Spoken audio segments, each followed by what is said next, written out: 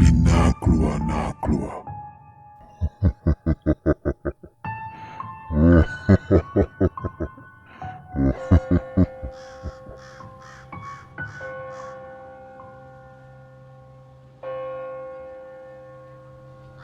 In 2011, around May, I went on a solo trip to Bangkok, Thailand. I checked into a hotel apartment near the river. The apartment looked new and comfortable with a huge bed, clean toilet, microwave oven, fridge, TV and Wi-Fi and some free goodies. I settled in immediately. For the first 2 nights, nothing strange happened. But on the 3rd night, I had the air conditioning on, TV on for some noise while using my laptop in bed, chatting away with my friends and former boss. I heard a faint noise coming from the balcony. It sounded like someone's breathing. Gasping for air would be a better description though. Now, the balcony is located on my right side and the entrance to my room is on the left, opposite to each other. The balcony light was on and the curtain was also drawn. If there was something, I suppose I would be able to see, as the light would cast a shadow. However, I didn't see anything, so I ignored and continued chatting alone. But the noise kept coming. Thinking maybe I was imagining things, I continued to ignore it. But after 10 minutes, the same breathing sound still persisted. So this time I muted the TV, turned off the air conditioning, and listened intently. It was still there, so I thought, okay, time to sleep. I left the balcony lights on and turned off the light in my room and had the blanket over my head. I was a bit freaked out, and because I'm a Christian, I prayed loudly for God's protection and for it to leave me alone. After 10 minutes, the same noise I heard disappeared. Okay, I took a deep breath and thought maybe it was nothing and tried to sleep. As I was falling asleep, the same breathing sound I heard outside the balcony a while back reappeared again, this time outside the entrance to my apartment. It was going up and down the empty corridor. I could hear it very clearly and loudly. Now, as I explained before, the balcony and entrance are located opposite from each other. So how did it get from the balcony to the other side? This time, it was much louder, and I could hear very clearly someone gasping for air, and the sound traveled up and down the corridor the whole night and echoed. At one point, I was so upset with it, I decided to get up, turn on the lights in my room, and walked right up to the spy hole on the door and peeked outside into the corridor. But it was still there, and I saw nothing. Thing is, on that floor alone, there was only me and another male occupant, and the apartments can only be accessed via a key. So it is indeed impossible for any outsiders to enter unless they have the access key. Knowing something wasn't right, I went back to bed, turned off the lights and tried to sleep. My heart was pounding and I didn't want to make myself seem weak, so I tried not to be scared and pretended nothing happened. However, on the outside, in the corridor, this thing was up all night, breathing loudly and moving up and down the long stretch of corridor till 4 a.m.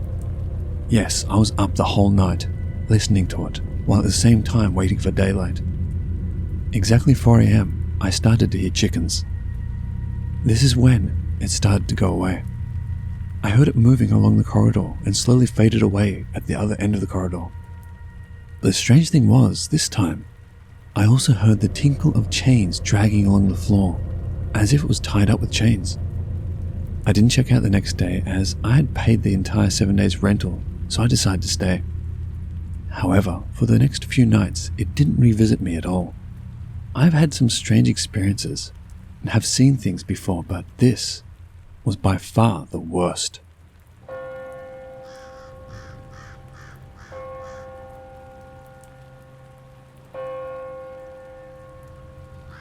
My 2 girlfriends and I decided to go to Thailand in 2004 after the tsunami and help them clean the island of Koh Phi Phi, as we were offered this assignment by our local university. Everything was fine and we helped clean things all over the island. We usually take turns with the other volunteers to take off days. When it was my turn, one of my girlfriends, Joey, decided to take it with me as we really wanted to go shopping. We were recommended a hotel by the locals as we wanted to save money on lodging and spend more on shopping. It was a gloomy hotel, but it's the same everywhere at 11 p.m. in Phuket.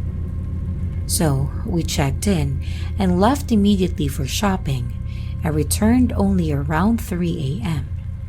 Our room had 2 single beds with a side table in the middle and a telephone on the table. There was also a picture of a regal-looking lady above the table. Her look was very stern and fierce, and as we were comparing about our buys and giggling away, I suddenly noticed the face of the lady. She had a full grin on her face. Joey followed my gaze and was stunned herself. We carried everything by hand without bothering to pack and ran out and then checking out. Only after reaching a coffee shop did we pack our stuff and waited for dawn with many cups of coffee to keep us awake.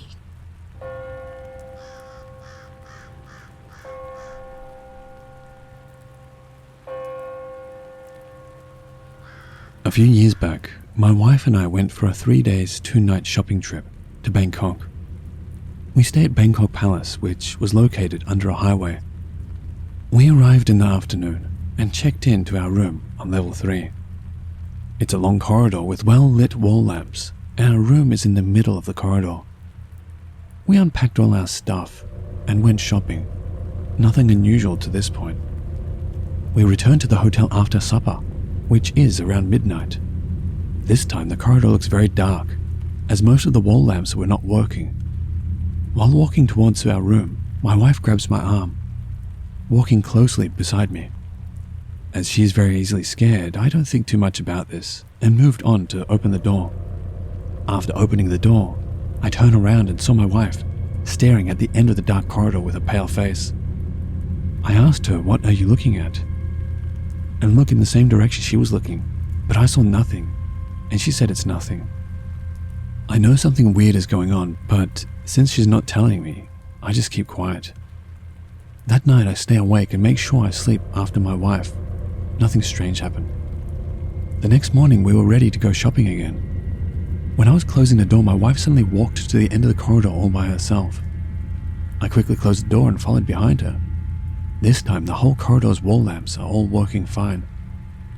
After she reached the end of the corridor, she looked at the right, which is a stretch of solid wall around 8 to 10 meters. No door or exit. Her face turned pale again. I asked, "Are you alright?" She said, "I'm fine, let's go shopping." After shopping and supper, we went back to the hotel at about the same time, midnight. When we reached the corridor, it's dark again, with many wall lamps not working. While walking to our room, my wife grabbed my arm again. This time, she grabbed it very tight and was walking right behind me with her head hiding behind my shoulder. I know she definitely saw something at the end of the corridor. I stared hard at the end of the corridor, but there's nothing there. After opening the door, my wife went straight to bed, covering her whole body with a blanket. I'm worried and asked her, "Do you want to change room or something?" She replied, "It's late. Just let me sleep and don't ask me anything until we're back home." After my shower, I lie down beside her and she's already sleeping soundly. I kissed her forehead and found that she had a fever. I put a cold towel on her forehead and stayed awake by her side till she woke up in the morning. She looked very weak and still had a slight fever. Anyway, we pack our stuff and head for the airport. Note, the corridor lights are working fine again. On the way to the airport, amazingly, she starts to look well again and her fever has gone. When we are home and unpacking our stuff, this is when she told me everything. The first night she stared at the end of the corridor because she saw an old lady wearing all white, pushing the cleaner trolley towards the end of the corridor. Upon reaching the end, the old lady turned right and moved on. Nothing unusual to my wife, but she feels a little eerie, that's all. Next morning, she went to the end of the corridor to check and found that it was a stretch of wall. The old lady actually turned right into the wall. The second night, while she was walking to our room, she saw the same old lady in white standing at the end of the corridor staring at us. This is when she grabbed my arms and tried to hide behind me. After hearing her story, I told her that in future, if she felt eerie, uncomfortable, or anything not right, just tell me you don't like the room. We can then request to change the room or even change the hotel.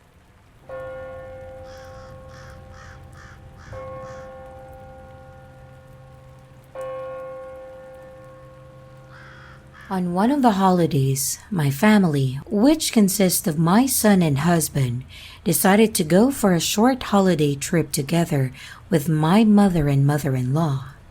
At that time, it seemed like a good idea, and coincidentally, although it was a last-minute decision, there were rooms available in the usually peaked holiday season. 3 days before we took off to Haadyai, Thailand for the holidays, my son fell sick for 3 days, but was however assured by the doctor that he would heal soon. On the journey to Haadyai, my son seemed to look better, and when we decided to make the first stop at one of the Kwan Yin Ma temple, he was feeling much better already. But as soon as we checked in to one of the hotels at Haadyai, my son immediately took a fever and vomited a little blood. Perhaps it was due to the pizza my husband ordered for him over lunch. Strange things started happening while we were having a massage at our rooms. The hair dryer at the bathroom started to switch on by itself, causing a massive noise in the bathroom. It was only then that I was informed later the next day by my mother-in-law that it was the Chinese Ghost Festival day. For a Chinese, it would be unwise to travel during this time of the year, and if you happen to be unlucky and accidentally bumped into one of the spirits, you may be facing great danger ahead. That day, I was fuming with anger over my husband's stupidity. How could he have made such a decision knowing that it was this time of the year? That night, we slept soundly. Because my son was still ill, he slept in between me and my husband. Strange things started happening again. This time, I heard someone playing the little bells on my anklet. The funny thing is, while all this was happening, I was keeping still, not moving an inch, and yet I could hear clearly the ringing sound of my anklet's little bells. I was dumbstruck. Fearing that the ghost may disturb my son, I took the courage to wake up, switched on all the lights including the bathroom lights, and then sat up. At this time, my husband woke up and was puzzled of my actions. I explained to him to caution tonight, and he immediately knew what I meant. The rest of the night was at peace, and after, I switched on all the lights off in the room, and the room was quiet. Perhaps the naughty ghost just wanted to play, but meant no harm.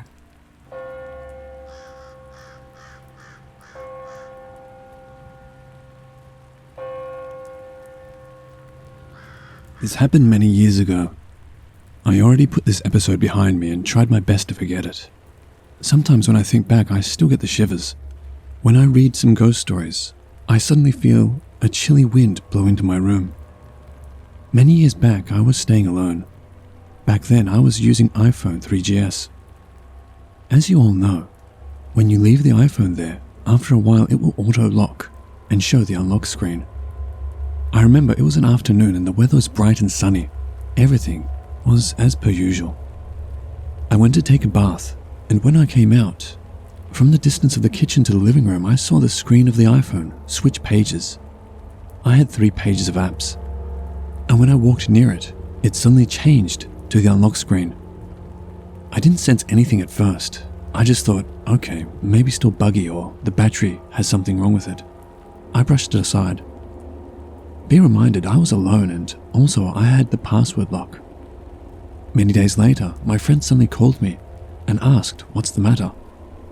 I told him it was him calling and asking me what's up. He said he saw my missed call. I say I never called you. Then he just said, okay, never mind. I checked my call history, confirmed I never called him. Then a WhatsApp message came in. He showed me his call history and indeed there was a missed call from my number. What the hell, I thought. Is he kidding me?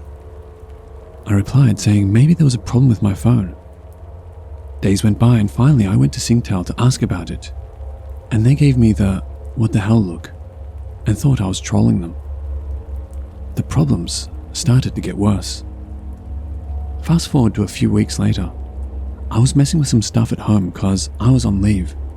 And when I faced a problem with my campus login, I looked for my phone to call the school. I tried to find my phone for 5 minutes. Totally couldn't find it. I was in a fairly small apartment and in the end I called myself to see where the ringing tone came from. When I heard the direction of the ringtone, I froze and all the hairs on my body stood up. The ringtone came from the storeroom. The problem is, I hadn't entered the storeroom for some time. A few months, and only when I want to go back to Singapore, I go in and take luggage. To make it worse, the storeroom is locked with a numbered lock. I don't know what to do, honestly. The first thing I did was look around the house to see if there were any other people who for some reason may be pranking me. And next, I immediately turned on all the lights in the house. The corridor was dark. I quickly went to the storeroom with my back against the wall, and the phone was on the floor in the middle of the storeroom. So freaky. I was really very scared. Back then I was very religious and I kept chanting the Om Mani Padme Hum. I quickly took the phone and went downstairs and called my friend. After that my friend said he would come over because he stayed quite near.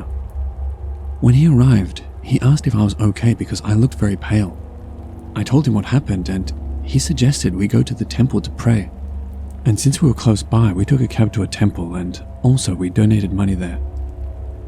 The monk asked the temple counter if any Langfo was in today, as we were here to ask for help, and I was very glad my friend was there as my Thai wasn't that great.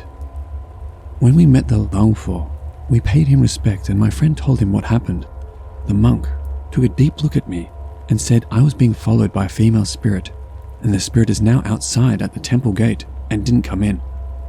The spirit didn't know me, but was the previous occupant of the apartment I was in, and died a wrongful death, and wanted me to help her. I don't know if this was true, but the apartment was let to me by a senior in the university who graduated and left to rent an apartment in Sathorn Road, as he found a job there, and it was easier to commute. So, if what he said is true, the spirit might have died a very long time ago. After hearing that, I didn't know if I wanted to cry or laugh. I thought this kind of thing only happened in ghost movies or in Hong Kong. As I didn't speak much Thai, I kept silent, and as my Thai wasn't so good, I asked my friend to ask the Langfo for help. The story is not spectacular as there isn't 10 monks sitting in a row trying to purge any centipede or nails or fish hooks out of my body like a movie. He took the phabat, as Thais call it, the bowl with water and a phra kring inside to bless holy water. He lit a candle and told me to recite after him as he chanted slowly, as I couldn't speak Thai fast. The thing went on for like 10 minutes or so. Then, he asked me to pour some sort of water from a small container into a chalice. He then asked me to use the water from the chalice to water any tree in the compound. After that, he told my friend the girl wants stuff to be done, but my friend didn't ask what. Maybe to burn things? I don't want to know. I just told the Luang Fo, what can I do as I'm here to take a break from work and experience Thai culture? I'm not ready for all these. The Luang Fo seemed very calm and laughed and told me not to worry, and told me she is harmless and asked me if I had been harmed by her so far, to which I replied no, but would not continue staying there. I asked the Luang Fo if there is any way I could get the spirit out, and he said no. Her spirit is in the house, and he muttered some stuff to my friend. He then gave me an amulet and told me to wear it. Well, I wore it immediately, and he left. I didn't dare to return home, and my friend said if I was really scared, I could bunk in with him, but I went to his house before and it was very crammed. I didn't know what to do. I was alone in a foreign place, and such things happened. I asked him to come with me back to help me pack my things, just in case I wanted to make a run to the nearest hotel to stay should anything happen again.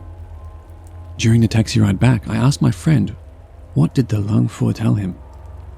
He told me I need to be prepared if I want to know, and of course I just told him to say everything, as I was confused and also helpless. He said the Lang Fu said the spirit would not leave because there are some parts of her still within the house. So I asked him, what parts?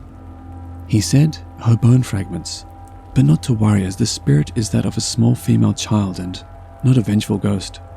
I did not grow up in a place with ghosts in my house, and I could not think of how the monk and my friend could even think this is even okay for me to go back to, but I did anyway.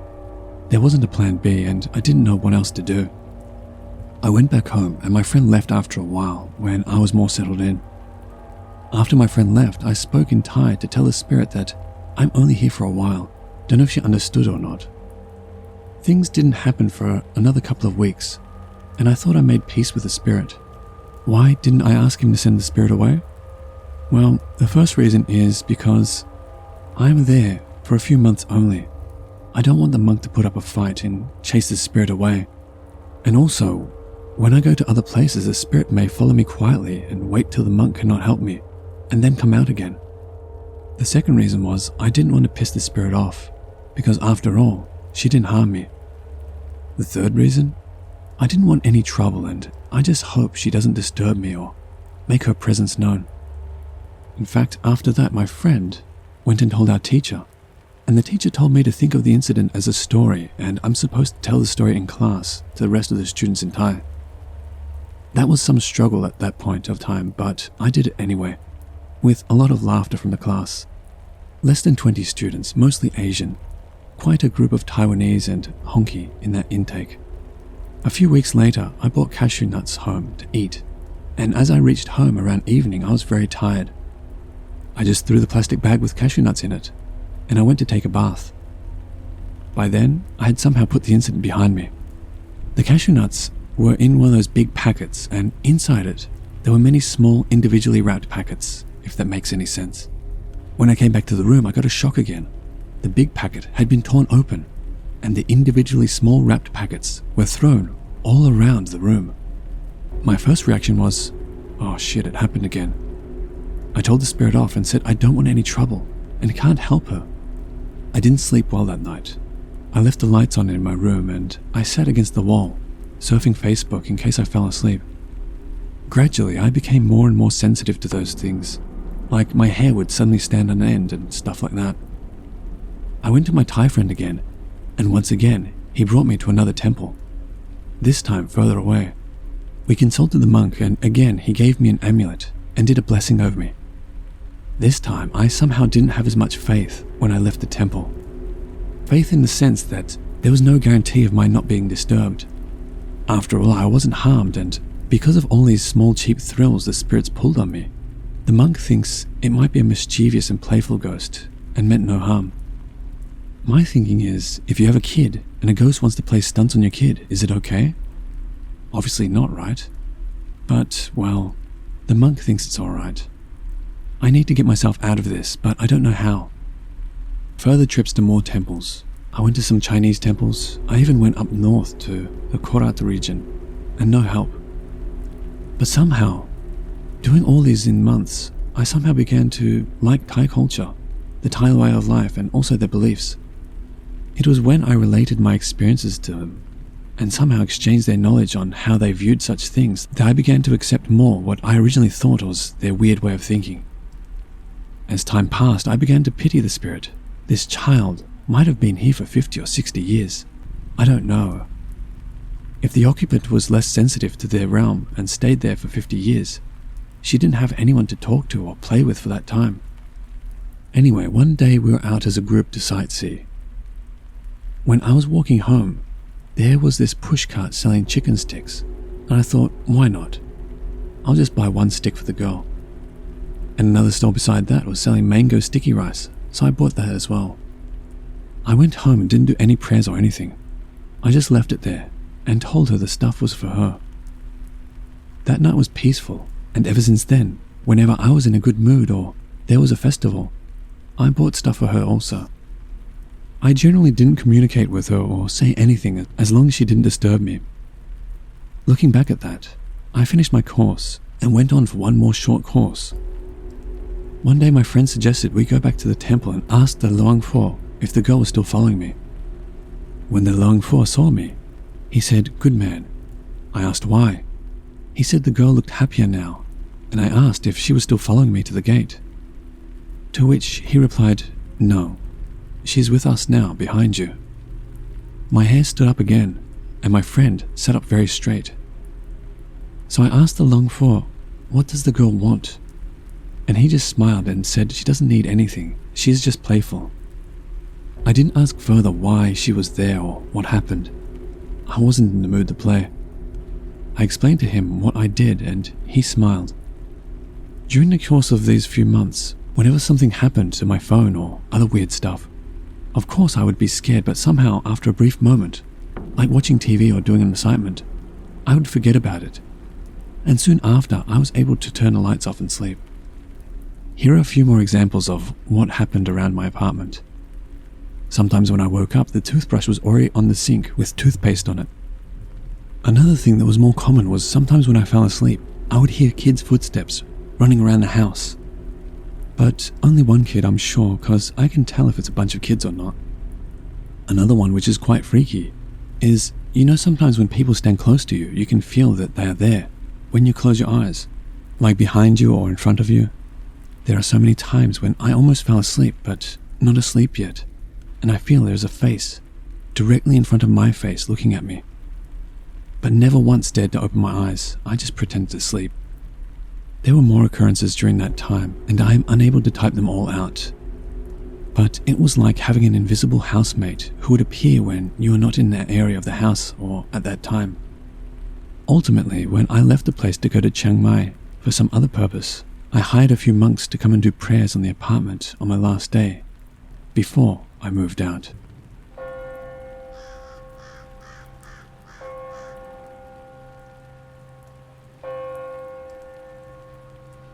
Hi everyone. After reading the countless entries on this site, I've finally decided to share my encounters in Bangkok, which occurred back in 2010. My family visited Bangkok during the weekend, just before the September holiday was due to start, and our accommodation was the 10-star Inn. Our rooms were located on the 3rd story with a view of the main street just below. My brother and I shared the same room, which had 2 single beds. Upon entering the room after checking into the hotel at around 10 a.m., we felt a sudden drought sweep across our faces. However, we just brushed that aside, thinking that the previous occupant might have just left recently, and it was what's left of the cold air from the air conditioner. The room was tastefully furnished with the necessary amenities, and as I was about to open the drawer between the beds, I found a small panyant attached to the upper deck of the cabinet. I felt strange that this thing would be placed in a hotel room, but I didn't think much of it. After touring the city and finishing our dinner, we returned to the hotel to rest for the night. And after walking into our room, my brother and I felt extremely chilly, although we had switched off the air conditioner while we were out, but we attributed this to the afternoon downpour. Since both of us were still not yet prepared to sleep as of yet, we watched the local shows and news on the television. It was about 9 p.m., and just then, we heard 2 distinct knocks on the door. Thinking it was our sister or parents, I opened it, only to find nobody there. Odd, I thought, and informed my brother of my discovery, but he told me that it might have been sounds emanating from the other occupied rooms, which we had misinterpreted. And no sooner had he finished the sentence, did the 2 of us hear another couple of knocks. albeit sounding louder and more furious than the previous two. This time, it was coming from our bathroom.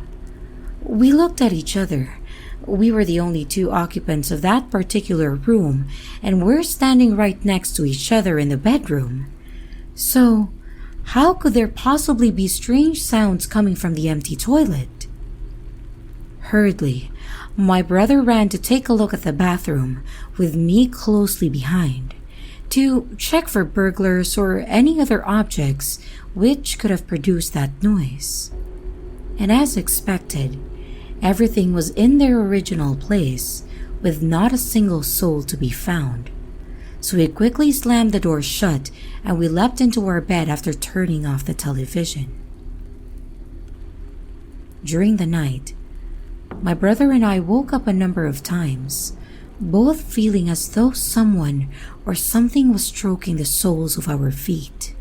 But we couldn't spot the culprit, despite the fact that we have left the light in the walkway lit. Already spooked by the sounds from the toilet, we took out our amulets. I wore a pra mai torani, while my brother wore a prakring.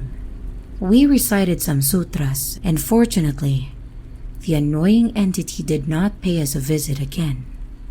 Thinking that the thing had finally left us for good, we let our guards down, not knowing the shape of things to come. The next day, although we yearned to share our experiences with the rest of our family, we ultimately decided not to, for fear of frightening them and turning the incident into our wet blanket, which would ruin the rest of our stay in Bangkok. However, during our daytime tour around the city, my brother accidentally sprained his ankle while walking down a flight of stairs when we were exiting a temple. Although I doubt this had anything to do with the hotel spirit, he was talking to me at that time and had probably not looked at his steps. So my brother had to swap his bed for my sister's so he could sleep in our parents' room that night. Since my sister was pooped from the day's walking, she fell into a deep slumber on her bed almost immediately after showering. Of course, as I was still rather invigorated despite the day's events, as usual, I made the decision to stay up and play some rounds of Battlefield on my laptop before going to sleep. As I was into my second round, I heard gasps from my sister. Thinking that she was just having a dream of some sort, I ignored them. But my sister continued, and later, groans. So I climbed out of my chair to ask her if she was okay, and by this time, she started to thrash and squirm about on her bed, and it was then when I felt something was terribly amiss. I shook her several times, but she didn't wake up from her apparent trance. In fact, her actions just became worse, and her head was snapping from side to side while her body was raising and subsequently slamming back into the bed with such force that the bed squeaked really loud, and I could actually feel the floor vibrate. She also appeared to be screaming silently, opening her mouth wide, and yet no sound came out. Now, my sister is of the rather slim and lightweight type, who could have not came crashing onto the bed so violently.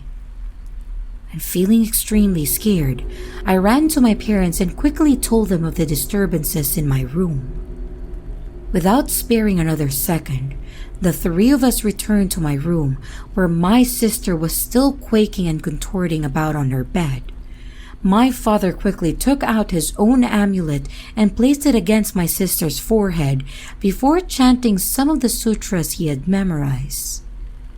My sister twisted for one last time before slumping back on her bed. My dad then quickly brought her into the bathroom and splashed some cold water on her face in an attempt to revive her. She did wake up this time, and although she was breathing a little erratically, she started crying and hugging my dad. He then took her into my parents' room, which after some comforting, my sister told us her horrifying story. Shortly after falling asleep, she suddenly woke up and saw a foul-smelling dark shadow with crimson eyes and a pair of cruel-looking claws at the foot of her bed. It then climbed onto her bed and then tried to kiss her with its forked tongue. So she gave it a huge slap across the face, and this obviously enraged it. It then ripped off her clothes and did ungodly things to her that I can't even stomach explaining here.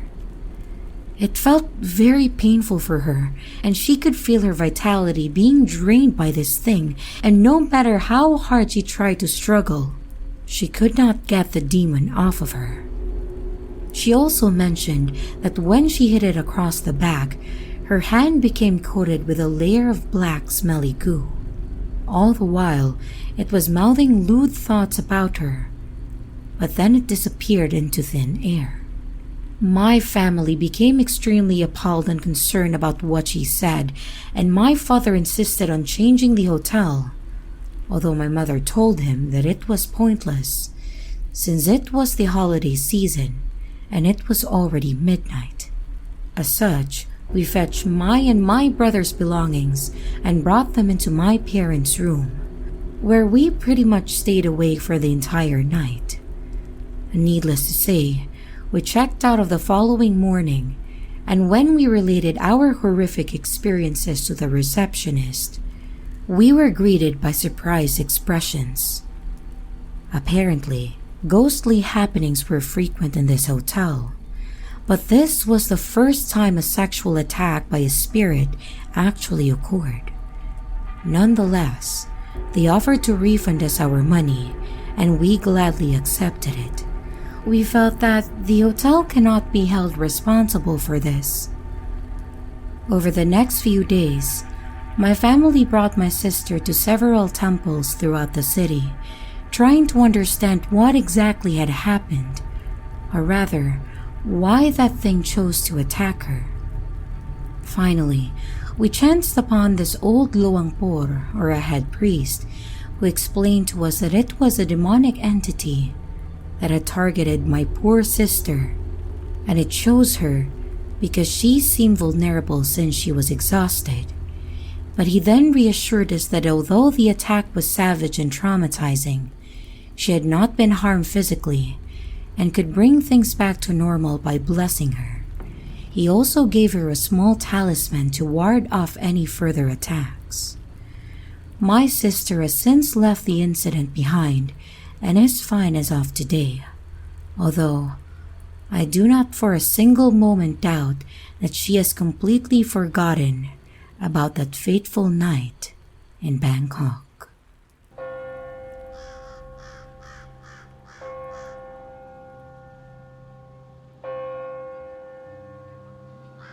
Hello watchers and listeners, thank you so much for watching. As always, a big thank you to all of the Reddit users who kindly allowed me to use their stories. If you want to help support this channel, you will find links to both my Patreon and my Teespring store in the description below, so feel free to have a look. And the biggest thank you to all of you who continue to support me. I truly do appreciate it. And remember, Papa